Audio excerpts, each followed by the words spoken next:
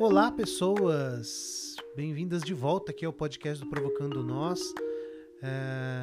Eu sou o Lucas Lima, Lucão, e aqui comigo estão meus amigos. Vamos começar então aqui pelo Ricardo Piccoli, o Bichão. Bichão? Bichão, você tá aí? Não, eu tô sozinho aqui. A gente gravou o episódio como se fosse o episódio inteiro. E como vocês sabem, né, que eu falei na primeira parte, a gente teve que dividir porque a conversa rendeu muito pro nosso episódio não ficar muito longo. Então eu tô vindo aqui do futuro da gravação para apresentar aqui essa nossa segunda parte. Então a gente volta aqui, eu, o Ricardo Piccoli, o Bichão, o Gabriel Bombardo, o Gagu, o André Nicolau, o Lalau, e o Igor Bueno, o Iguinho, para retomar então a nossa discussão sobre o fanático. Então eu vou deixar vocês com o episódio. Começo de onde a gente deixou no episódio anterior. E aliás, quem não ouviu o episódio anterior, por favor, para poder seguir a conversa e entender legal do que a gente está falando aqui, procure a gente aí nas redes sociais, no Face ou no Instagram, Provocando Nós, ou vai aí no seu Spotify ou no Anchor, anchor.fm/Provocando Nós, tudo junto sem acento. Ouve a primeira parte e volta aqui para poder continuar a conversa com a gente. É isso aí, pessoal. Bom episódio.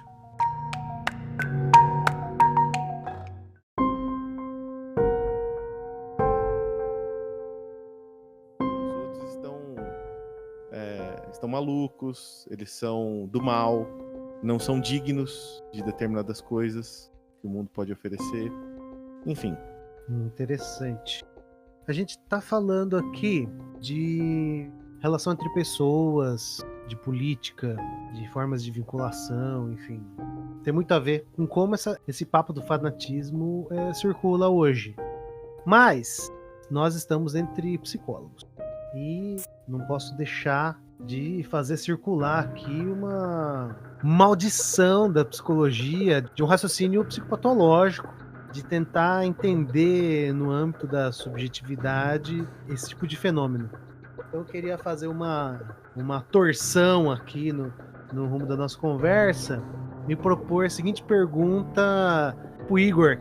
A gente pode dizer, do ponto de vista da psicologia, do ponto de vista dos diversos conhecimentos, enfim, de que a gente se serve enquanto psicólogo, enquanto psicoterapeuta, enquanto analista, enquanto mesmo pesquisador da psicologia, a gente pode falar que o fanático é um doente?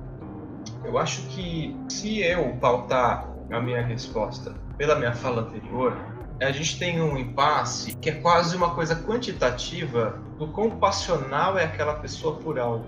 Então, é difícil de dizer, até por conta dessa questão que você falou de psicopatologia, e a psicologia teve uma nutrição muito forte da psiquiatria e por isso a gente olha dessas formas. Acho que até algumas formas de ver a psicologia a ver como uma ciência da saúde, eu não gosto dessa definição, eu não gosto desse enquadre. Eu acho que é só mais uma aplicação da psicologia, ela é muito maior do que esse campo. Então, eu não gosto de pensar o fanatismo como doença. Eu acho que tem uma correlação com... Se a gente considerar um fanático doente como uma expressão de uma coisa mais patológica, uma coisa mais... E patologia, a gente tem que se lembrar que tem a ver com paixão, né? Psicopatologia é uma palavra que vem de paixão. É psicoalma e patos é paixão. Elogia é estudo. Então, patos da coisa, onde que entra, né? Então, se for um doente, é o quanto que essa pessoa ela vive à mercê dessa estruturação passional. Eu me lembro de uma série que acho que conta um pouquinho dessa história, que é aquele Mindhunter que tem no Netflix. E na segunda temporada, se não estou enganado, os detetives fazem uma entrevista com um dos supostos, uma interpretação, uma personagem, mas que fez parte de um caso real, que é do Manson, que ele estimulou um grupo de jovens a cometer um assassinato lá em, acho que é Los Angeles, onde aconteceu com a Sharon Tate. E há uma retratação de uma conversa desses detetives com um dos assassinos, que participaram daquela coisa absurda. E entre eles falam assim, ele simplesmente mudou de Deus. Que ele seguia o Manson e agora ele seguia a Bíblia. Ele se tornou um outro convertido, né? Mas como acho que o Gagu disse, ou o Ricardo disse, que foi o Gagu que disse, a relação, né? Como que se estabeleceu a relação do sujeito com aquele objeto. Você tem esse excesso de patos, né? Você tem esse excesso de paixão, essa fixação, eu acho que aí sim a gente pode pensar numa patologia. Como isso é uma coisa imutável e difícil de ter uma destilação, uma transformação para aquilo. Isso tem até, eu acho que algo a ser dito sobre a terapêutica, por exemplo, né? Dificuldade ou não de trabalhar casos como esse. Mas daí eu acho que a questão que mexe um pouco comigo quando a gente fala disso, Iguinho, é o que é o excesso? O que é o excesso de fanatismo, de dedicação a uma causa, a um objeto de desejo? E o quanto que, na verdade, isso poderia ser considerado psicopatológico, de fato. Quando há o quê? Uma distorção da percepção da realidade concreta. Então, assim, tem algumas formas que eu acho que essa coisa pode chegar a um dado ponto em que podemos classificar, assim, né? Segundo as nossas classificações aí, né, da psicopatologia, da patologização do ser, enfim. Mas eu acho que quando a gente entra nesse campo, né, um pouco mais objetivo, um pouco mais concreto, eu diria que vai um pouco além, na verdade, do exagero. Eu não vejo bem como o exagero em si é patológico.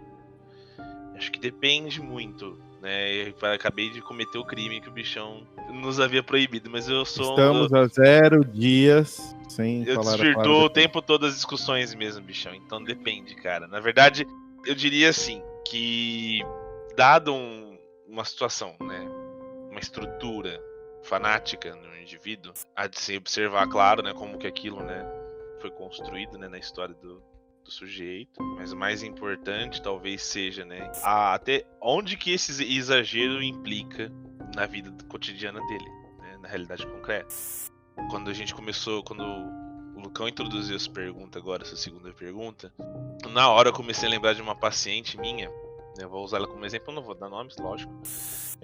Mas é uma paciente que eu atendi, muito dedicada à religião dessas neopentecostais. E assim, ela não, por exemplo, ela não teve nenhum chamado, como, né, os exemplos que o Gagu usou no começo da discussão. Não houve um chamado e nenhuma identificação a posteriori. Na verdade, ela cresceu nessa cultura, certo? Desde criança, ela se identificou com a religião e exercendo o papel de uma fiel, portanto uma pecadora, sempre em busca de redenção, né? Então esse era uma grande parte do funcionamento dela. Assim, todos nós somos pecadores e todos nós buscamos a redenção, e eu estou o tempo todo buscando a redenção. Mas assim como muitas outras pessoas, é uma pessoa que também precisava de carinho quando era criança, né? Precisava de mais atenção, né? Hoje em dia ela precisa de afeto, ela busca afeto, ela busca aspirações, né, pessoais, né, profissionais, de sonhos, de coisas, desejos que ela possui. Porém, esses desejos sempre barram nessa estrutura. Como é que eu posso fazer tal coisa se os mandamentos do meu Deus, se os mandamentos da minha religião, se o meu dogma me impele para um outro lado? E aí você tem um adoecimento de ordem emocional, e que teve implicações não só de ordem emocional, teve implicações um pouco mais sérias mesmo, né? De uma pessoa em um episódio depressivo grave que desenvolveu inclusive alguns sintomas psicóticos. E aí nesse caso você fala assim, bom, Lalau, nesse caso é doença? Aí não tem depende, é doença. No sentido objetivo que nós tratamos a doença, né, na psicopatologia, na saúde pública e tal, sim, é um episódio depressivo. Logo, ele entra numa categoria de patologias possíveis e que naquele momento ali, o fanatismo religioso dela, né, entra em conflito com outras instâncias da identidade dela. E dentro desse conflito aí existe um transtorno emocional, e aí a partir dele... Mas agora vamos pensar, se fosse uma pessoa em que a fome e a vontade de comer seriam a mesma, como que fica, né? Quer dizer, se a vida em que ela levasse, dadas outras circunstâncias, né, ambientais, dada o seio familiar que ela vivia, rede de apoio, uma série de outras coisas, se ela tivesse tido uma outra vivência de vida, desenvolvesse outros interesses, que entrasse em comunhão com o fanatismo dela, e mesmo sendo um fanatismo exagerado, tá? Assim, se eu encontrasse ela, né, eu, um ateu, encontrasse ela para discutir e falasse assim, olha, eu não acredito em nada disso, e ela, sei lá, falasse que eu fosse do demônio, Por mais estranho que possa ser numa discussão, ou mais desagradável que seja, lidar com um fanático religioso numa situação dessa, é um exagero nosso também dizer que é uma doença. Eu observo dessa forma, porque na verdade, como toda coisa que é fortemente estruturante de um senso de identidade, ele também vem com uma série de outras defesas psíquicas. As defesas psíquicas, né, assim, meio que estão ali justamente exercendo uma função. Quer dizer, o mundo talvez não seja nada disso que o fanático acredita. E é confortável, né? Uma caixinha confortável. É como quem disse isso, acho que foi o Bichão, né? Que o fanatismo ele é interessante também porque ele coloca a pessoa numa posição de conforto. Né? É gostoso viver numa realidade previsível, né? Num mundo menos caótico, em que existe uma ordem celestial, vamos supor, dentro do fanatismo religioso. Em que a vida toma um sentido porque eu torço pro Corinthians. E porque vai ter jogo semana que vem. Você fica pensando pro fanático por futebol, como é que tá sendo esse período da pandemia. Deve ser uma merda. Né? Por quê? Porque aquilo que. Uma das coisas que faz sentido no cotidiano dele, na vida concreta, o cara perdeu completamente o acesso, o contato. É foda. Aí é adoecedor. Por quê? Porque daí você tem um adoecimento, um prejuízo emocional do sujeito. Aí eu vejo como uma situação adoecedora, mas o fanatismo em si, eu não enxergo dessa forma. Mesmo quando é extremamente exagerado. Mesmo quando é extremamente exagerado, eu não vejo como algo necessariamente patológico. É que aí, Lala, eu acho que tem o seguinte. A própria pergunta do Lucão, ela já é tendenciosa pra gente pensar em doença. Quer dizer, já é doença. Quer dizer, já está definindo um campo de doença, uma categoria de doença. Eu estou falando em patos no sentido de paixão.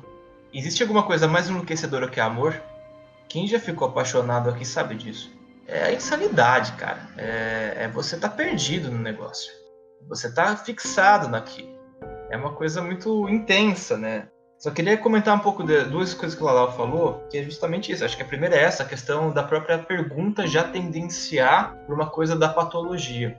E não necessariamente isso é um fato, assim, não é que o fanatismo seja uma doença por si só, mas eu falo em termos mesmo de intensidade, né? E isso pode ser adaptativo ou não. E até essa questão adaptativa tem muito a ver com a psicopatologia, né? Como é que a psicopatologia ela entende o que é certo, né? O que é esperado, o que é adaptado, o que é isso, o que é aquilo. Eu acho que dentre nós aqui, por exemplo, ninguém leva isso muito a sério, na verdade. Entre nós psicólogos, nós cinco que estamos aqui. A gente, inclusive, combate esse tipo de coisa. Tenta trazer um tipo de saber diferente dessa coisa meio biomédica. E esse caso que você falou é interessante, que se a gente fazer uma espécie de exame meio que clínico da coisa, e você fez um exame clínico, você trouxe uma reflexão clínica, é o quanto que essa pessoa tem uma identidade muito acoplada ao coletivo, né? O quanto que ela não tem essa autonomia de sair dessa. É tão forte esse campo de pertencimento que ela não consegue encontrar vida além daquilo, né? Chega numa depressão quase suicida, psicótica, provavelmente. Então, olha aí como chega essa forma, que não precisa ser uma coisa de você ir pra rua, de você espancar uma pessoa, né? Mas que dentro de você é tão estruturante, e é um valor coletivo que te estrutura, que acaba com a sua autonomia como sujeito. E aí é um sofrimento muito grande. Não quero falar em patologia de maneira nenhuma nesse sentido. Mas esses comentários mesmo, acho que é para arredondar esses pontos que você falou. Perfeito.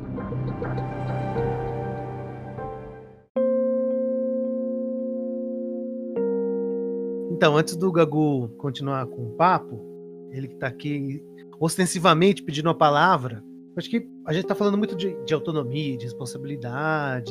No bloco anterior, a gente estava falando do fanatismo e usando figuras e ilustrando com elementos políticos, elementos de relação entre pessoas, relações de poder, enfim. E aqui o nosso papo está indo nesse sentido, né? Talvez não seja uma questão de doença, mas tem um sofrimento, talvez tenha a ver com uma forma de produzir uma vida possível num certo contexto, talvez tenha certas carências.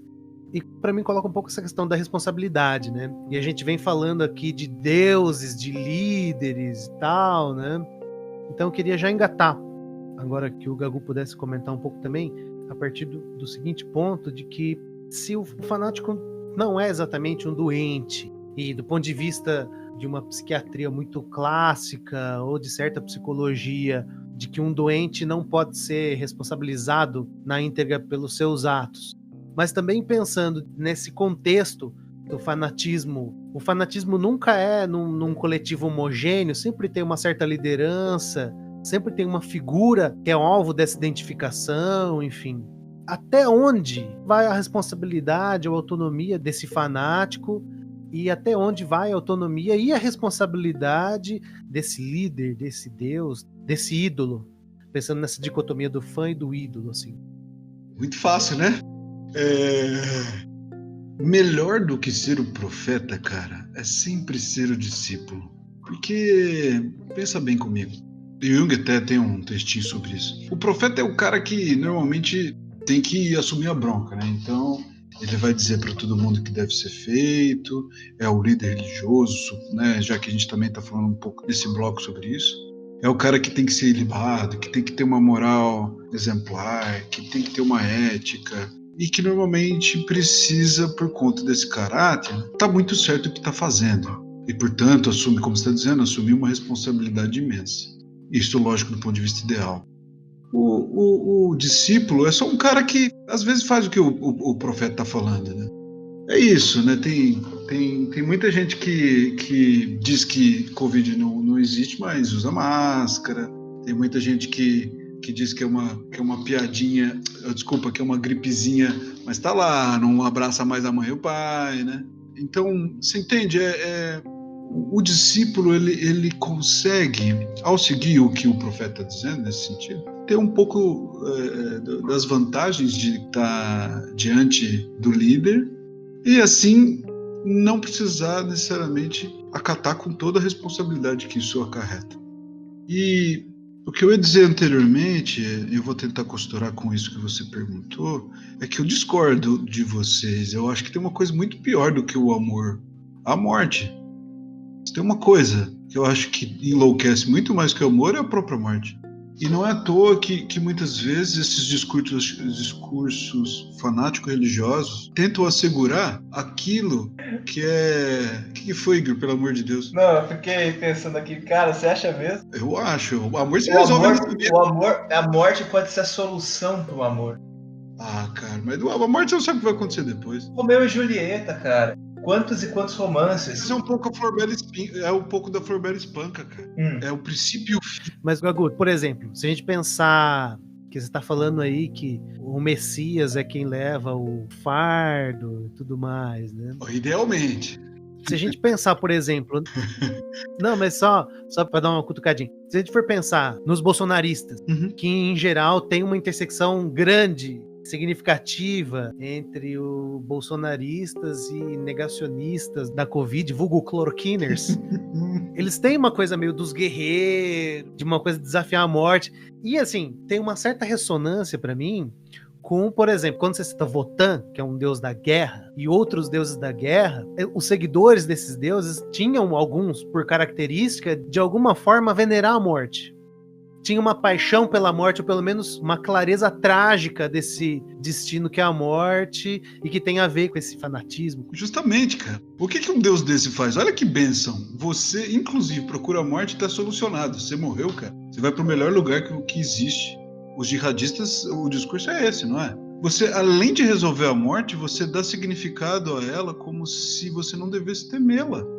Mas assim, o que eu quero dizer em relação ao amor... Mas isso não é porque você tem amor a uma coisa? Ao Deus. Então não é amor? Não a morte. Então. O que eu quero dizer sobre o amor, eu não sei se vai fazer sentido a vocês. O amor, a Flor Bela Espanca termina, né? Vamos lá, eu vou reler, não tão belamente como o Lucão, né? Podem voar mundos, morrer astros, que tu é como Deus, princípio e fim. Então assim, pode acabar o mundo, eu estou tão tomado pelo amor que eu tenho certeza de tudo.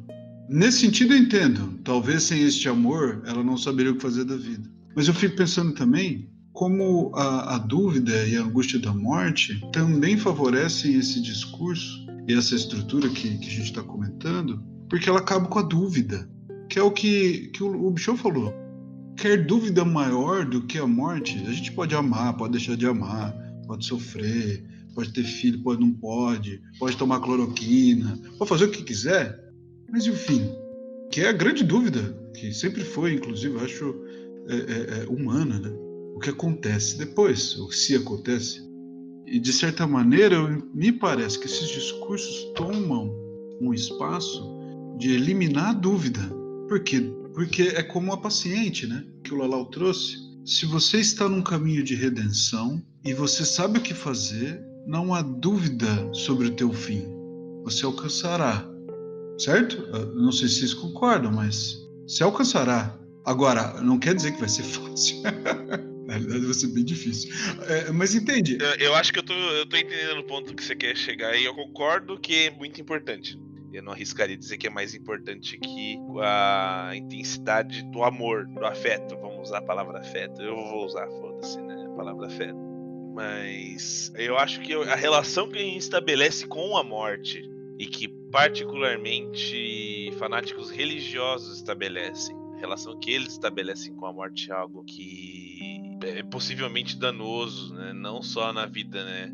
Na individualidade do sujeito, mas observando uma contribuição na sociedade. Lembrei agora de um grupo, né, com o qual estava conversando, um grupo particularmente religioso, né, composto de várias pessoas religiosas ali, de religiões muito parecidas, e que vinham com esse discurso de tipo, quando estava se falando do fim do mundo, né, justamente por conta das condições catastróficas em que está na sua sociedade nesse momento, com a pandemia, com outras pragas, né, que surgem por aí, né? Os gafanhotos, enfim, pessoas falando tipo, nossa, mas o fim do mundo parece que tá chegando, né, desse jeito. Daí a pessoa fala, não, mas o fim do mundo não vai ser assim, o fim do mundo vai ser uma festa.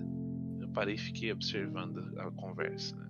O fim do mundo vai ser uma festa, todos nós iremos ao reino dos céus, ao reino de Deus, e seremos todos felizes, abençoados, e vai ser um paraíso. E aí eu entrei, claro, né, incomodado, falei, não vou ficar sozinho no meu incômodo, eu vou incomodar também, né?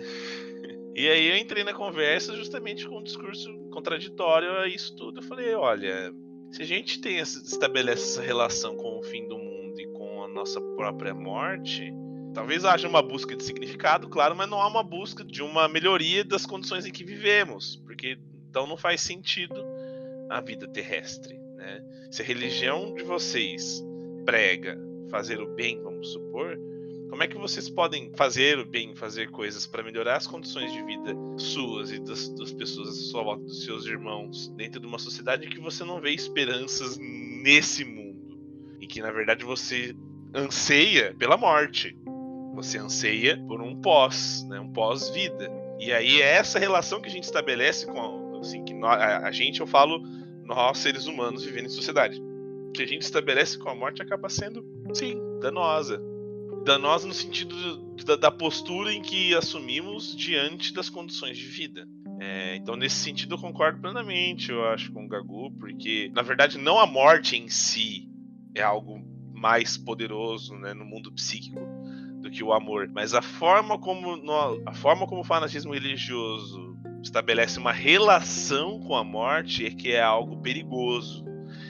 Que acho que é de ser observado, sim. Acho que é de ser observado e discutido, inclusive de maneira muito natural, debatido, né, com pessoas religiosas e não religiosas. Assim. Então, qual o sentido então que a gente deve criar, pensando no aspecto oposto, pensando na vida, na força vital da sociedade, né, de uma construção de um lugar mais adequado, de uma construção de um futuro, de uma sociedade que haja um futuro, não você se preparar para o fim da sociedade, para o fim do mundo, para o fim da existência, né? Sabe-se lá quando isso vai acontecer e como, é impossível prever, mas enfim, acho que era esse o incômodo que surgiu aqui, que eu precisava também trazer. Lembrou os áureos tempos do Abu, né? Do Abu Janra, né? E se depois de morrer existia um grande e eterno nada? Pois é, o vácuo, né? O abismo. É muito louco isso, né?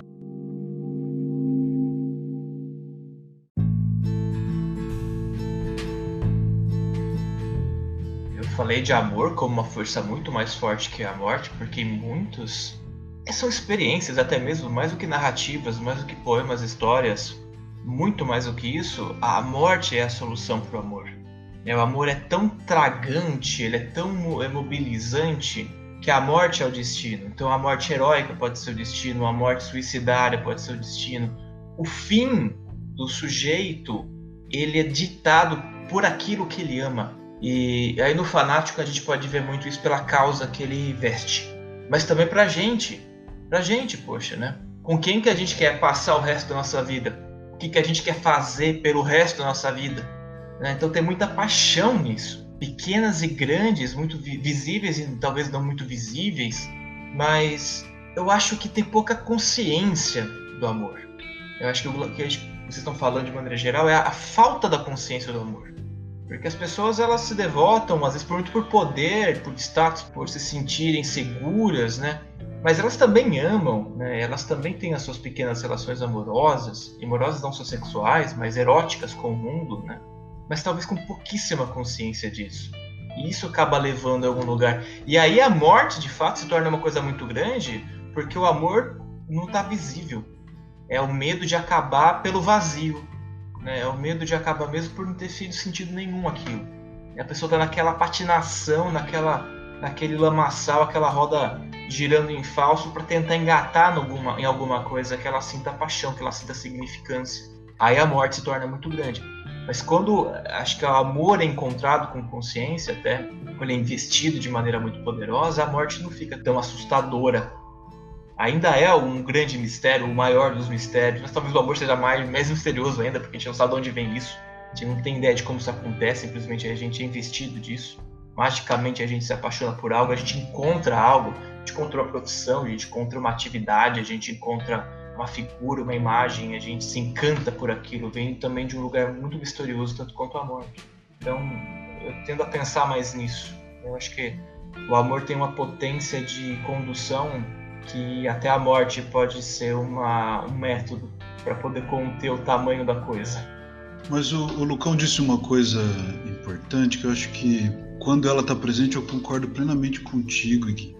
Que eu acho que é a palavra que une tudo que a gente está falando. Quando a gente tem um discurso que não nos responsabiliza sobre alguma coisa, pela minha própria vida, como a gente está discutindo no caso, ou imagine que vida miserável deve ser de um cara que torce, sei lá, para a Ferroviária de Araraquara. Eu só sou feliz quando a Ferroviária ganha. Que vida miserável, né? Que paixão é essa, né? Que traz essa miséria. Não fala mal da Ferroviária, tá? Não. A feminino é o nosso... Cara, é o nosso... deixa eu te provocar. Você torce para um time que tem como definição identitária no torcedor a seguinte frase: corintiano, maloqueiro e sofredor. E você vai falar justo do torcedor da Ferroviária? Ah, vai te catar, rapaz. A última vez que eu vi um jogo do Corinthians, eu nem lembro quem é que tava jogando, sinceramente. Mas assim, eu entendo o que você quer dizer, mas eu acho que vocês entendem, né, o que eu tô dizendo, assim. Que tipo de paixão é essa, como o Igor tá falando? Quando há responsabilidade, é muito difícil existir fanatismo. E é por isso que o chamado religioso, como eu disse lá no primeiro bloco, é uma coisa muito complicada nesse sentido, porque o verdadeiro ato vocacional de entrega é um ato responsável. De fato, aí se torna um cargo, uma função terrível, porque você assume a responsabilidade sobre uma agremiação, por exemplo, sei lá, sobre um grupo de pessoas. Quando consciente, não é assim, não imagino que é uma tarefa muito fácil mesmo. Quando nós somos conscientes do amor, como você está falando, Igor, acho que a gente é responsável por. Se eu tenho uma paixão por algo que significa a minha vida, portanto sou responsável por isso. A questão da paixão é que me parece que não há responsabilidade. Quando eu projeto o significado da minha existência em algo que não depende da minha escolha, por exemplo, no caso da Flor Bela, né, no poema, ou no caso, sei lá, de alguém que acredita que o Bolsonaro vai transformar o Brasil no país do futuro, eu me ausento de responsabilidade. Eu não tenho que fazer nada, é o Bolsonaro que vai fazer. Ô Gago, mas paixão tem escolha? Não. Você tá falando de veja, uma responsabilização sim, pelo aquilo que a gente sente, né? Mas acho que como ato inicial, essa coisa é meio como uma chama mesmo, uma fagulha, né? é um encantamento, né?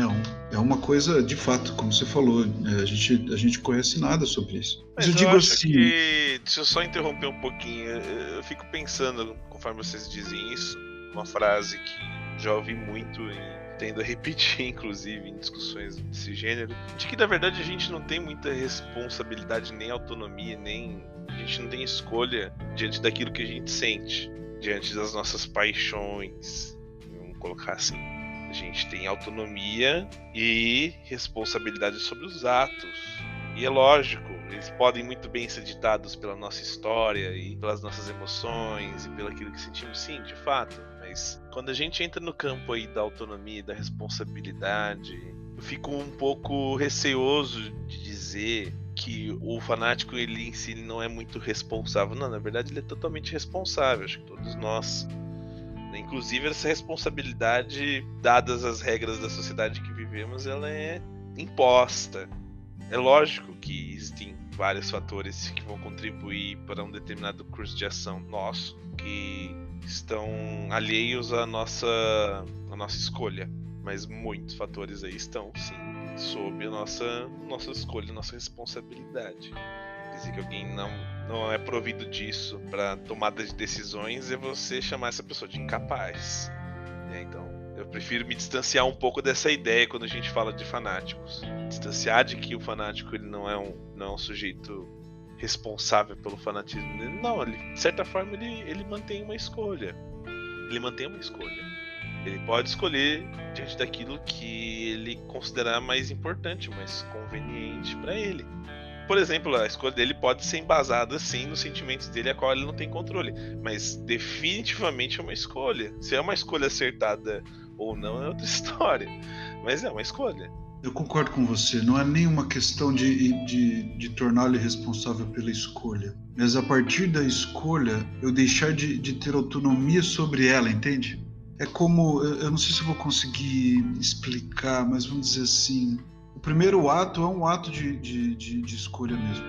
Mas quando eu escolho algo com o qual eu me identifico profundamente e estou ali apaixonado por, a partir da minha paixão por aquilo, tudo que eu fizer, embora eu tenha escolhido e concordo plenamente com você, eu devo ser responsabilizado, não é que eu sou inimputável, não é isso, mas a partir dali eu projeto a responsabilidade e a minha autonomia sobre aquilo. Então, se eu estou lá em um grupo terrorista, o líder lá do meu grupo pede para que eu execute pessoas, eu não estou conectado à responsabilidade moral que isto tem sobre mim, sim sobre a responsabilidade como meu líder. Então eu vou lá e executo pessoas.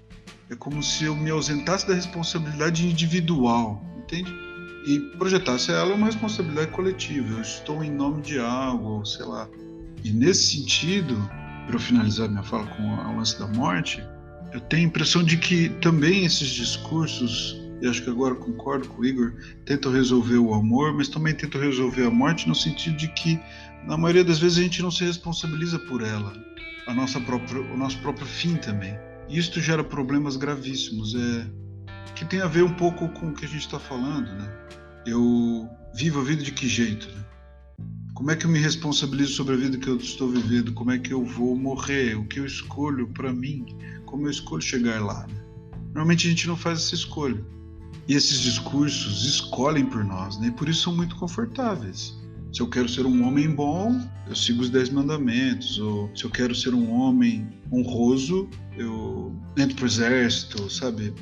Todas essas massificações que contêm regras muito claras sobre como eu vou ter valor sobre mim e sobre o resto da minha vida, até a minha morte. E depois disso, muitas vezes eu tenho um discurso que diz que o pós-morte será belo, eu não vou precisar resolver essa angústia. Tá tudo acertado. Eu acho que tem essa questão de que a morte, ela querendo ou não, é um lembrete do nosso destino final. E de alguma forma uma marca indelével da nossa humanidade, da nossa falibilidade, da nossa impotência, ou pelo menos da nossa não onipotência, né? E pelo que a gente está conversando aqui, a gente que é fácil observar um traço imaginário, né? No fanático e quase que uma fuga, que é uma certa alienação numa fantasia coletiva, né? Uma fantasia que é inteira, que ela dá um rumo para a vida, que não deixa espaço para o que é imponderável, por exemplo, a morte. E é muito interessante a gente falar disso, porque hoje a gente tem muito esse debate de qual o significado que a gente atribui às mortes pelo Covid. A gente vê o Safatli, quando ele vai qualificar esse momento como um momento de falência da sociedade brasileira, de alguma forma, é de que de alguma forma a gente acaba selecionando alguns mortos para que não tenham nem a dignidade de ter um luto. de ter a gravidade disso que é a morte lembrada e ritualizada na nossa sociedade, né? E o quanto que isso vai nos cobrar caro daqui para frente, o quanto que isso vai nos marcar de alguma forma.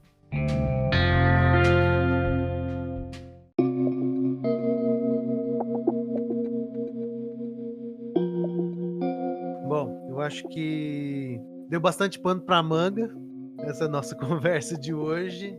A gente pôde chorar junto aqui, descascando essa cebola terrível do fanatismo, que de Votan a Messias, realmente, muitas semelhanças e alguma tragédia.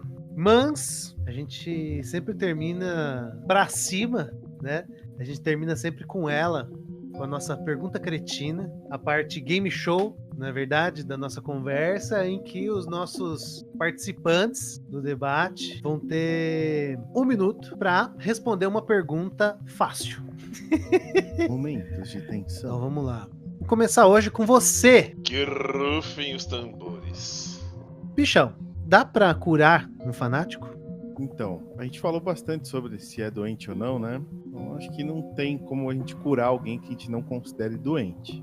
Mas é possível, sim, que a gente mude de fanatismo. É isso?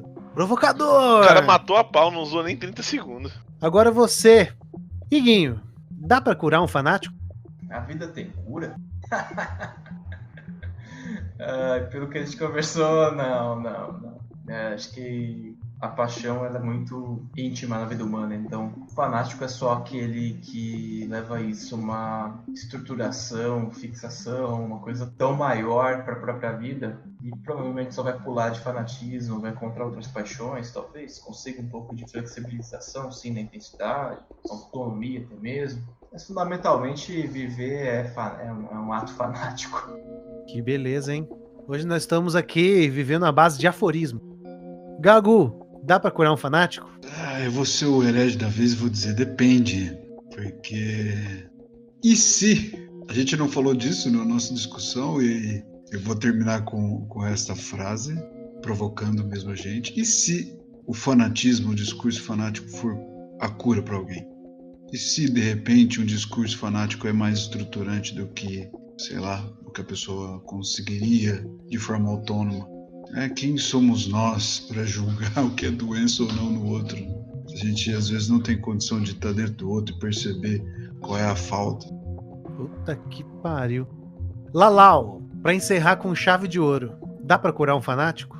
Bom, eu diria que se o fanático for você mesmo, é possível. Eu diria que, na verdade, é possível que um fanático se cure, entre aspas, do seu fanatismo. É possível que ele busque outras formas, né, outras identificações, outros fatores, né, na vida concreta e na vida psíquica, inclusive, né, que façam com que ele mude esse fator determinante da vida dele, mas que é possível que ele tenha mudanças significativas nesse aspecto, que sejam, né, no caso, né, se ele busca isso, provavelmente seriam gratificantes ou não, né, como bem disse o Gagu. Então é isso aí, gente. Satisfeito com as suas respostas? Com um total de 0 polêmicas, a gente encerra o nosso episódio de hoje do Provocando Nós. Eu queria agradecer demais a conversa com os meus amigos e queria pedir que cada um pudesse dar o seu boa noite para a pessoa que está indo dormir tranquila depois de ouvir essa conversa cheia de boas respostas e encaminhamentos fáceis para nossa vida daqui para frente. Falou, bichão. Falou, aquele abraço, durmam bem. Falou, Gagu. É isso aí. Nada melhor do que uma noite bem dormida agora, não é? Super leve com sonhos tranquilos, é o que eu desejo para todos nós. Falou, Guinho. Boa noite, pessoal, e a partir de agora vocês podem contar com Provocando Nós para ajuda do estilo autoajuda, coaching, entre outras formas fáceis de encarar a vida. Estamos à disposição e qualquer coisa entrar na nossa página e dar um jeito de falar com o Lucão. Falou, Lalau. Falou, um grande abraço a todos que ouviram, e a vocês, camaradas que discutiram. Vamos todo mundo dormir tranquilo agora, né? Um abraço a todos vocês. Falou, valeu, pessoal. Falou pra você que estava ouvindo a gente aqui até agora. E para não perder a piada, sigam-nos Sigam o Provocando Nós nas redes sociais, no Facebook, no Instagram, Provocando Nós tudo junto sem acento, no Anchor, anchor.fm/Provocando Nós. E é isso aí, pessoal. Até a próxima.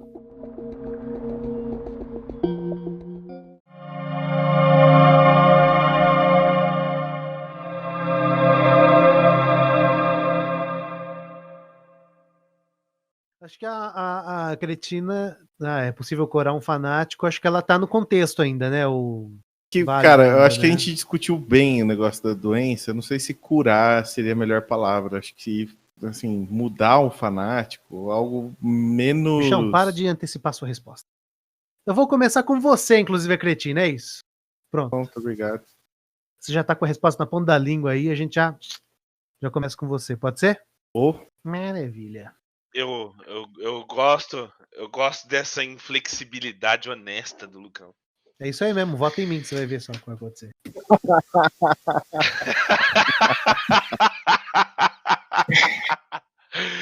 Bolsonarinho. Nhô. Calma, tô brincando, pelo amor de Deus. Bom, vamos lá então.